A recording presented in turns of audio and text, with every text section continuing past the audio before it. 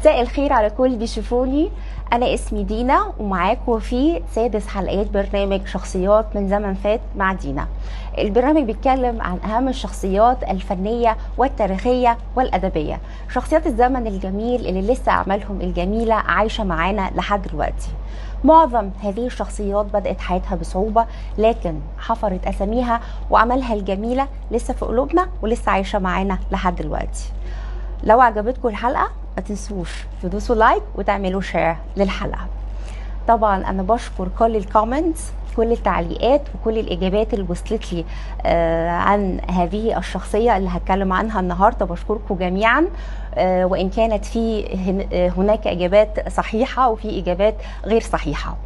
طيب انا الحلقة اللي فاتت كنت بقول لكم من هذه الشخصية.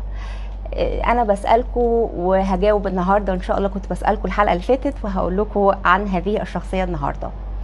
رائدة السينما المصرية والعربية، كانت أول ممثلة مصرية عربية، أول مخرجة مصرية عربية، أول منتجة مصرية عربية. لقبوها بلقب أم السينما المصرية. هذه السيدة كانت من أوائل السيدات المصريات العربيات اللي كان عندهم استوديو للإنتاج السينمائي، وانتجت 25 فيلم سينمائي. طبعا شخصية النهاردة هي الفنانة عزيزة أمير. تعالوا بينا نتكلم على حياتها ونشأتها.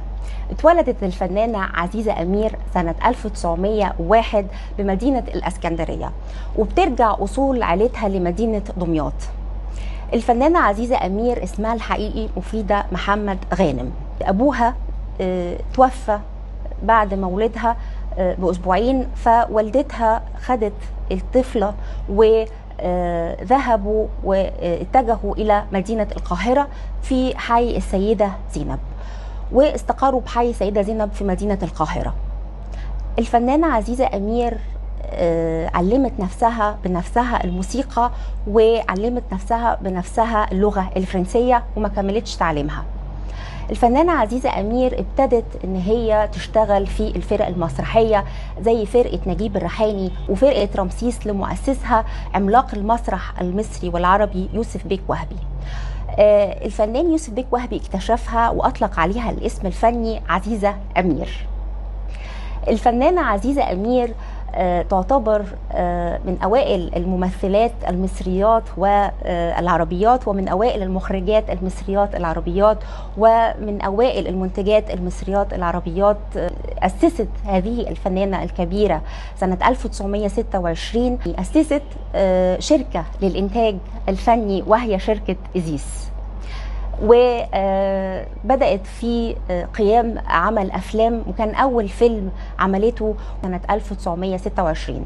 سنة 1927 الفنانة عزيزة أمير مثلت وأخرجت وأنتجت أول فيلم مصري صامت طويل، وهو فيلم ليلى.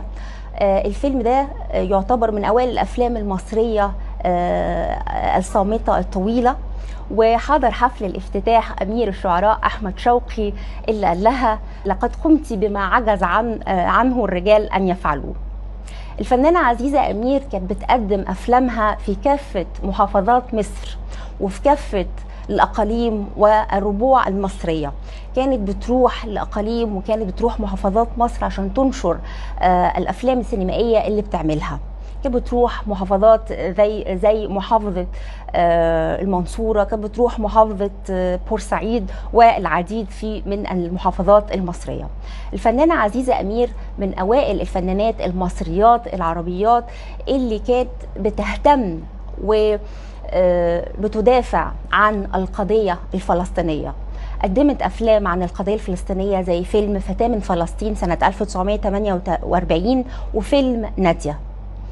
الفنانة عزيزة أمير قدمت العديد من النجوم والفنانين المصريين ونجوم الوطن العربي في تلك الفترة، واكتشفت العديد من هؤلاء النجوم. اكتشفت الفنان الكبير في تلك الفترة محمود ذو الفقار، اكتشفت الفنانة سامية جمال، اكتشفت المخرج المصري فطين عبد الوهاب، اكتشفت المطربة نجاة الصغيرة، واكتشفت العديد من نجوم الوطن العربي في تلك الفترة زي الفنان اللبناني محمد سلمان، المطربة اللبنانية سعاد محمد، وقدمتها في فيلم فتاة من فلسطين. اكتشفت أيضا المخرجة والمنتجة آسيا داغر.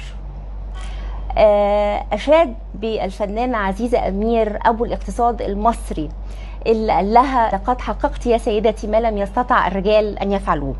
الفنانة عزيزة أمير لما سألوها عن لقب السينما المصرية اللي أطلقوا عليه نقاد تلك الفترة، بيسألوها عن هذا اللقب، فقالت لهم: أنا لم أبحث من خلال الزواج عن أبناء، لأن السينما هي ابنتي الوحيدة.